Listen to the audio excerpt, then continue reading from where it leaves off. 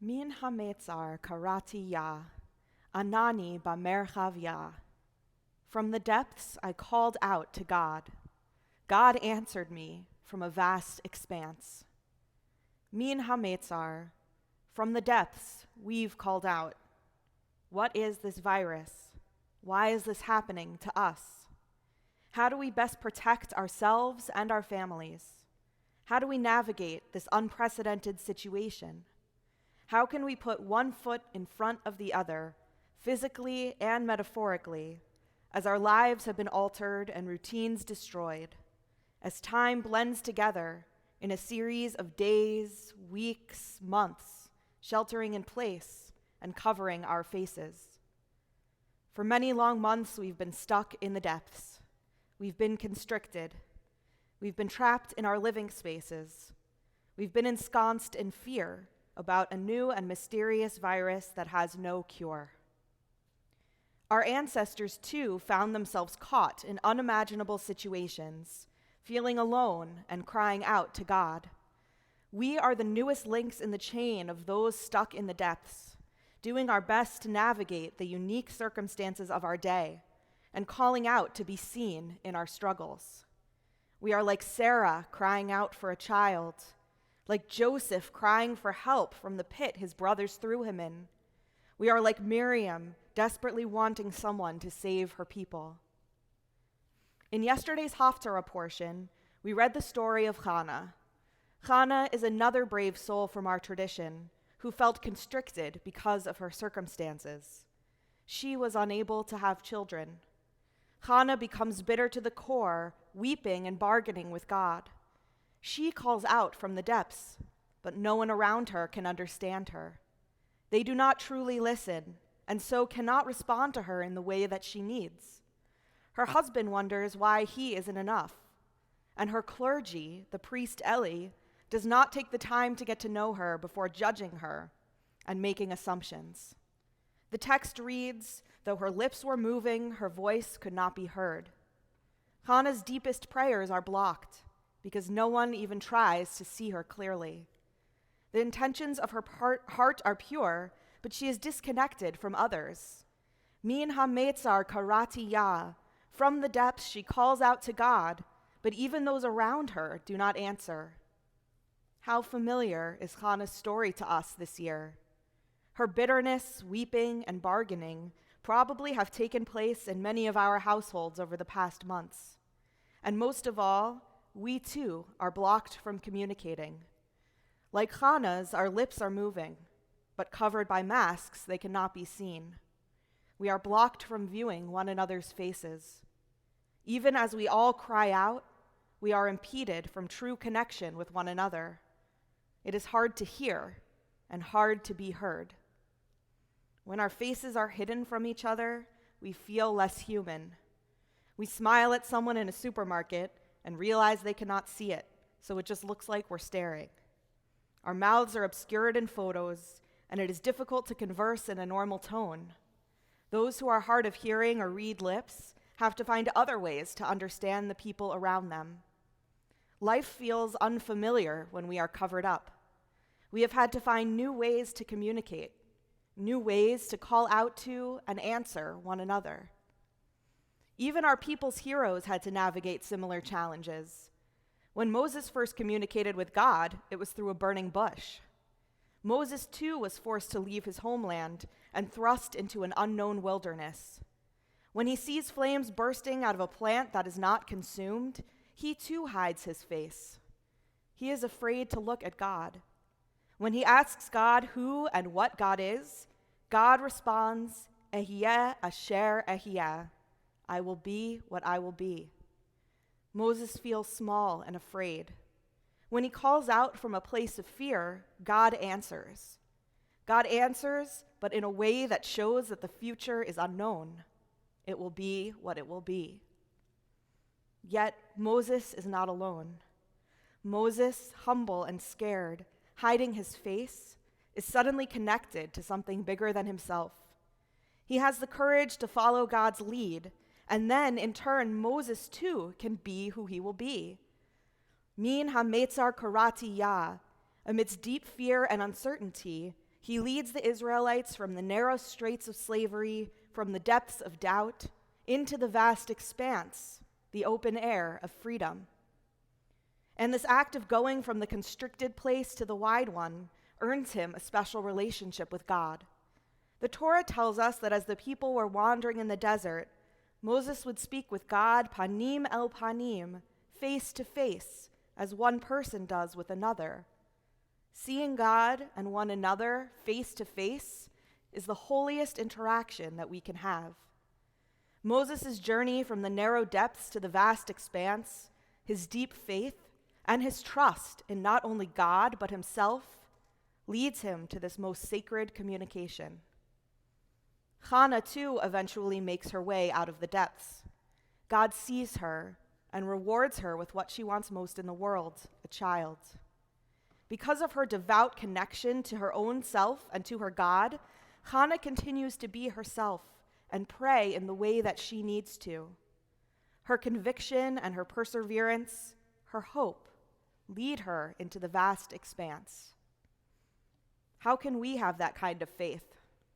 Both Hannah and Moses had the strength and courage to be themselves, even when they felt alone and were convinced that no one was listening to them.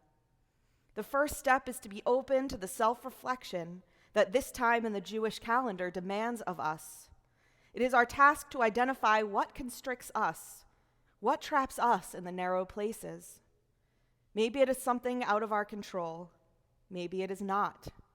Maybe a habit is constricting us, or a relationship with someone who does not support us in the right ways. Maybe we are scared. Maybe we have not even contemplated the ways that we are stuck in the depths. Rosh Hashanah is a great time to start. In a high holiday poem called Who by Fire, a poem of doubt and return, Rabbi Patrick A. Bueller writes, "Holiness dwells in this day, and our souls are overwhelmed. As a mirror reflects our image, this day reflects our being. In truth, we open ourselves to judgment, to the all-knowing, the witness, remembering the knowledge lost. With honesty, we stand before the open book of remembrance, which proclaims itself with arrogance, and the seal of each person is there, mugshots of divine sparks, thumbprints on sacred scrolls. The great shofar is sounded, a still small voice is heard. And in our hearts we dust off the ever-forgotten poem, and we wonder if it is true that on Rosh Hashanah it is inscribed, and on Yom Kippur it is sealed. When we call out to God's name, we acknowledge our lack of understanding. And yet we pray, act for the sake of your name and sanctify your name through those who sanctify your name. Was that for us? Was that for you? We called you to Shuvah, return, for you desire to return us from our path and live, and live, and live, and live. And as you wait for us, so shall we return to you." Like Hannah and like Moses, each of us has a unique role to play in this life. We are on our own paths in the wilderness. Each of us has experienced our own constricting places, our own narrow depths. And we've had moments in which we make it to the vast expanses, moments in which we triumph, learn, and grow. But there are also times when that does not happen. As the poem acknowledges, calling out can show our own lack of understanding. Sometimes when we call out, we do not receive the answers we are looking for.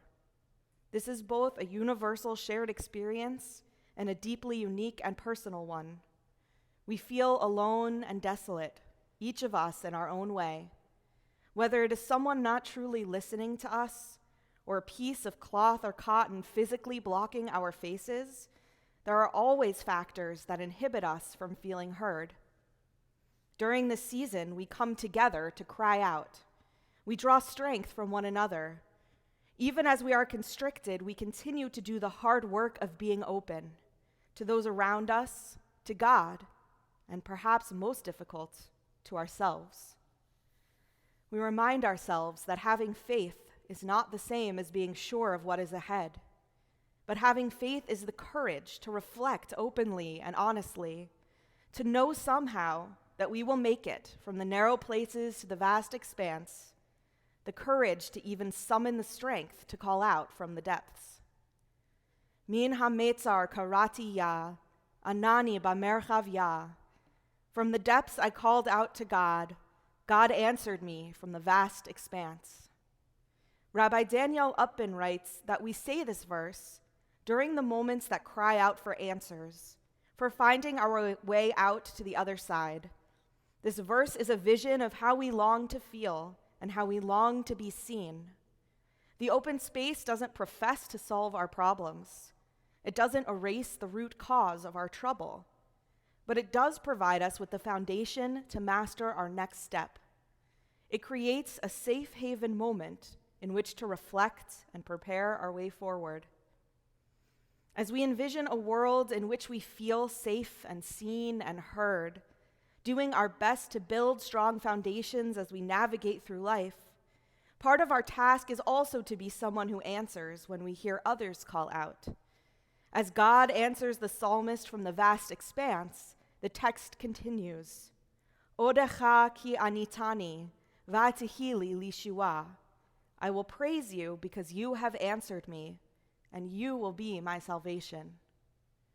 The psalm reaffirms for us that just hearing an answer to our deep cries can be our salvation. Just as God answers Hannah during her profound moment of prayer, and Moses as he flees from what has trapped him, we too have the power to provide that wide open space for others. Especially during this time of isolation, when we hear cries, mere responses can be incredibly powerful. Our answers have the ability to lift people up out of loneliness, from constricting places, and provide much needed company. When we respond, we can create sacred interaction. Even though we live in our own homes behind masks, we do not have to be trapped in our own depths. Though we are covered up physically, we can continue to see people as they are and meet in that most sacred way, face to face. Eloheinu ve'Elohei avotenu ve'imotenu, our God and God of our ancestors who also struggled, who felt despair, who cried out hoping to be answered, please hear our prayers this day. Help us to have hope and continue summoning the courage to call out. May these high holy days, these different, unique, strange high holy days, be a safe haven moment for us during an extremely chaotic time. Though we know that we won't solve all of our problems, may our striving to return, to live anew, help us to be open with ourselves.